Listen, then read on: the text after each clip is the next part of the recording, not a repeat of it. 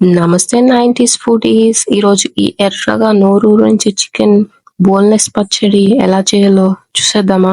చికెన్‌ని బాగా వాష్ చేసుకొని, ఈ కడాయి పెట్టుకొని, లైట్‌గా ఆయిల్ వేసేసి, చికెన్‌లో పసుపు, సాల్ట్ వేసి కొంచెం బాయిల్ చేసుకోవాలి వాటర్ అంతా పోయే వరకు. తర్వాత కొంచెం ఆయిల్‌లో చికెన్ బాగా ఫ్రై చేసేసుకొని క్రిస్పీగా అయ్యే వరకు, దానిలోనే జింజర్ గార్లిక్ పేస్ట్ ఫ్రెష్‌గా నూరుకొని దాన్ని కూడా లైట్‌గా ఫ్రై చేసేసుకొని, దానిలో గరం మసాలా, ధనియాల పొడి, సాల్ట్, కారం వేసేసుకొని బాగా కలుపుకోవాలి. ఇప్పుడు ఇలా మంచిగా ఎర్రగా మంచిగా తయారవుతుంది.